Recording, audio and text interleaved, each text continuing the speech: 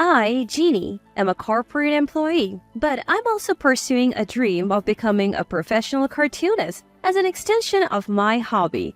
I am mocked by my parents for choosing what seems like a childish dream even at the age of 30. But my husband Trevor supports and encourages my dream. However, his family doesn't feel the same way. It seems like they truly despise me. Every time we visit my husband's family home, my mother-in-law and sister-in-law seize the opportunity to berate me when my husband is not around. Jeannie, are you still drawing those cartoons? A tackle are really clingy, never giving up, and honestly kind of disgusting. Why waste time on that nonsense? I want to see my grandchild's face soon. The couple next door already has their second child, you know. Their jabs about me not giving up and demanding to see a grandchild hit me where it hurts. So I find myself unable to talk back. My husband's family home is dominated by the women, especially since his father passed away before we were married and my selfish sister-in-law acts like the supreme authority there. Even now, while sending my husband her brother on an errand, she takes advantage of his absence to be mean to me. She does whatever she wants. Nevertheless, as an only child myself, the existence of a sister-in-law, no matter how bratty or annoying, feels fresh to me. Even though I find her hateful most of the time, I can't ignore her presence. One day, talk of my sister-in-law's marriage came up. She's planning to meet the parents soon. My husband received the call and told me about the date. Wait, I have a meeting that day. The meeting is with the editor of a comic magazine and I am planning to head to an interview afterwards. But since I'm also invited as a family member, I'll have to try to align my schedule. I called my editor Moreau and immediately requested a change in the schedule. Jeannie, may I ask the name of the venue? Moreau is a man around my age and he's very flexible. After I told him the name of the venue, he offered an alternative plan. That's the venue, Jeannie, where you and I are going for an interview. So why don't we finish both the interview and the meeting in the morning, and then you can attend the family gathering in the afternoon.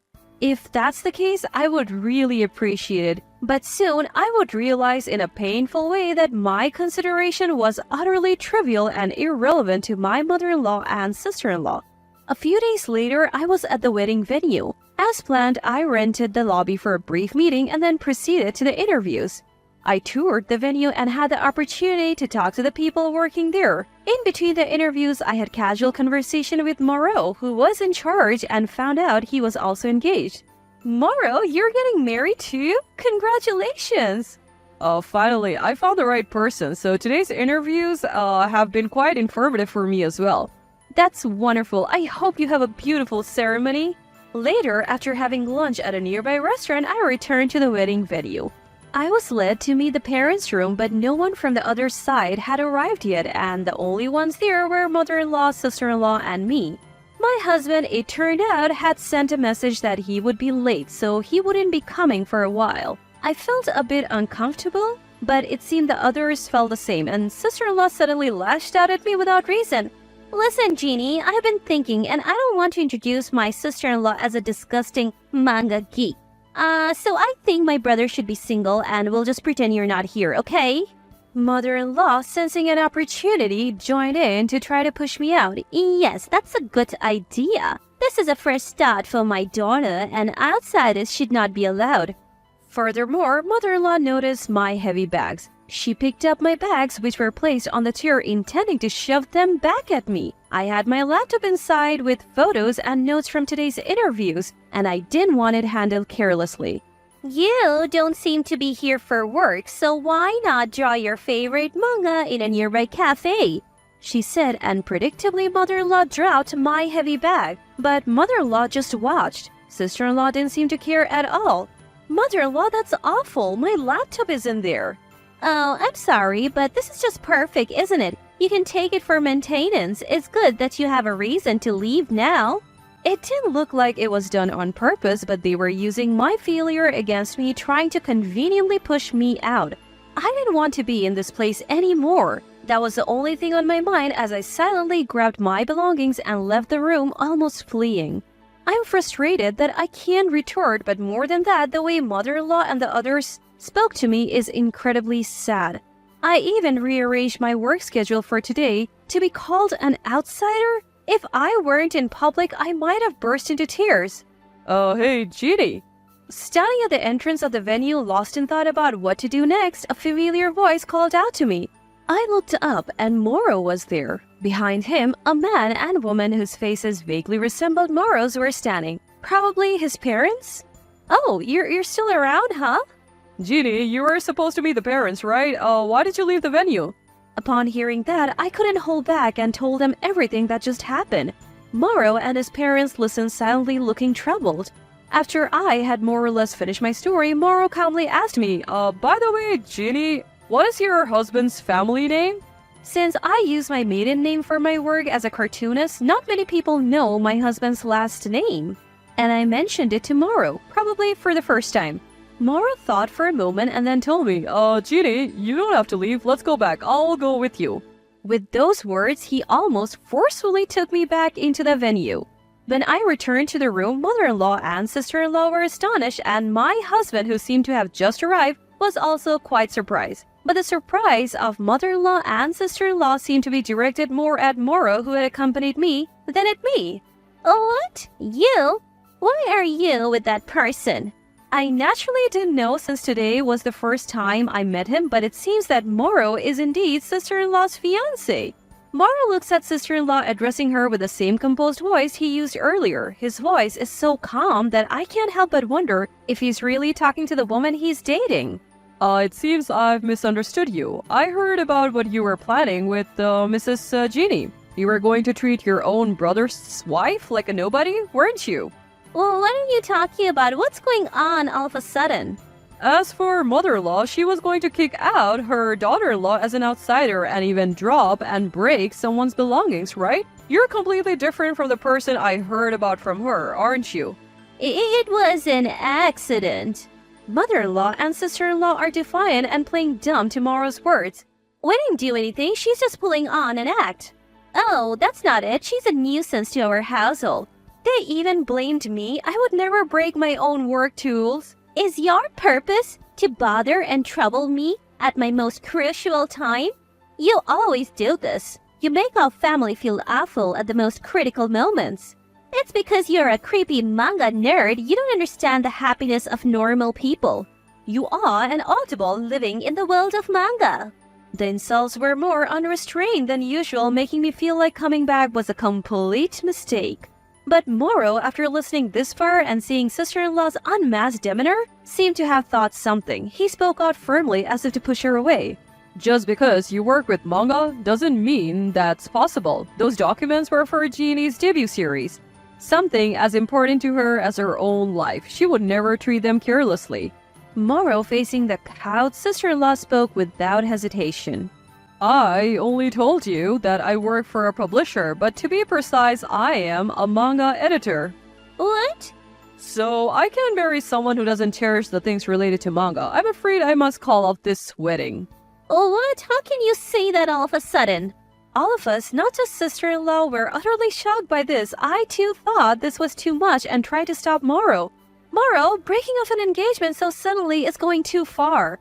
But Moro seemed unwilling to change his decision. He looked at me and explained, Marriage was something I longed for. I liked her too, but I love my work. And I love manga. I just can't be with someone who finds manga and those who love manga disgusting. When she saw my shelf of manga, she didn't say anything. But now I'm afraid she might have found it repulsive all along. It would have been better if she had just told me. The thought of being ridiculed behind my back sends shivers down my spine, so living with her is now out of the question. Moro's parents had been quietly watching, but now sensing their son's determination, they firmly spoke up. We heard Jeannie's comments as well. If she's not lying, it's unacceptable treatment for a future family member, and it seems she's not lying. We cannot accept you into our family. We must decline the marriage. Being told this not only by her fiancé but also by her future in-laws, sister-in-law fell to her knees and burst into tears. Mother-in-law, crying herself, crouched down to support her daughter. Embracing her, sister-in-law, her face smeared with tear-streaked makeup, pleaded desperately with Moro. I won't accept breaking up over this. No, please, marry me, please. Please, she's not usually like this. Please forgive my daughter. Both sister-in-law and mother-in-law were apologizing, crying, and refusing to accept the engagement being broken off, but Moro and his family looked troubled. At a moment when nobody could speak, my husband was the only one to remain calm. Both of you, enough. You can't change this person's feelings now. My usually gentle husband spoke out today in a rare manner, as if scolding his mother and sister.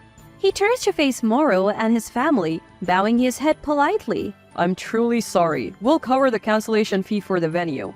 What are you talking about, brother? We won't call off the engagement now. How much do you think the cancellation for the venue will cost? Sister-in-law showed no interest in listening, but Moro appeared willing to accept my husband's offer. If I can part with you for a few $1,000s in cancellation fees, I'll gladly pay. That's horrible. Sister-in-law accused Moro of being cruel, but everyone had heard her remarks thus far, so no one listened to sister-in-law's side. I agree to your proposal, but I won't allow you to bear the full cost. I don't want to feel indebted. Let's split it equally. Also, I apologize for introducing myself late, but I'm working with your wife now. May I have your business card? Yes, please. Take good care of my wife from now on. My husband smiled and responded for the first time today. However, sister-in-law and mother-in-law couldn't help but feel angry at my husband for taking control of the conversation. Predictably, mother-in-law became enraged. Don't do as you please. Today, my husband was truly strong. He didn't back down to mother-in-law, which he usually would. Who's doing as they please? You've always bullied Jeannie when I'm not around, haven't you? Thought I wouldn't notice? You've belittled me since forever, so I won't say anything more, but I won't tolerate insults to my wife. Once this is settled, Jeannie and I will cut ties with you, Mom. My husband seemed to know, and he had been enduring it all along with me? What are you talking about? Your father has passed away and you're the only man in the family. Mother-in-law was usually flustered upon hearing about cutting ties. Certainly, mother-in-law always seemed to push off anything she didn't understand about managing finances onto her husband, so his absence would cause a problem. Such a selfish way of thinking. After all the times she ridiculed other people's hobbies, she wanted to keep him close because he was useful? Naturally, my husband understood her true feelings and directly opposed her. So, you just dump various troubles on me, and then behind my back you mock my wife like you're doing now, saying that manga geeks are disgusting? I know all about it. How long do you think we have lived together? I'm fed up with you guys. Just the thought of being family with you makes me sick. I haven't experienced this since we were married, but my husband has been dealing with this since he was a child. No doubt he has been living his life being denied for his likes, even at a personal level. As mother-in-law hung her head in shock, sister-in-law suddenly lunged at me in a desperate last-ditch effort. Why did you come back? This happened because of you. I thought I was going to marry a rising star in a top publishing company. Well, I didn't think this would happen either. You should just disappear. While I can't help that you don't like me, I can't marry someone as petty as you, who can't respect what others love. Not to mention, if you can accept something about the person you're going to be family with, you can be a family, let alone get married. I don't want anything to do with terrible people like you anymore. With those final words, I pushed away sister-in-law who kept clutching my collar, and she began to cry loudly again, but there was no reason for us to stay here any longer. Leaving mother-in-law and sister-in-law behind, my husband and I said our goodbyes to the Morrows and left the wedding venue. Afterwards, regarding the cancellation fee for the wedding, my husband made sister-in-law pay half. He apparently made up the difference by selling some of her expensive brand-name bags and coats. It's a good lesson for her, my husband said. Indeed, it was sister-in-law's own doing that led to this situation. She got what she deserved. After witnessing that, my husband and I truly cut off all contact with his family. That said, it's not like we don't have any other relatives. Sometimes my husband hears about his family through his cousin. Hearing about it only depresses him, as it's always distressing news. It seems that mother-in-law and sister-in-law, as soon as they were left alone, began to fight constantly. Eventually, it ended with sister-in-law leaving the house in a huff, and they too became estranged. Mother-in-law apparently lost her entire family and started to show signs of dementia. Moreover, she fell victim to a scam and lost all her savings, and now she's living on the edge, cutting corners to make ends meet. Sister-in-law, who always had a sloppy personality, also found herself unable to live alone.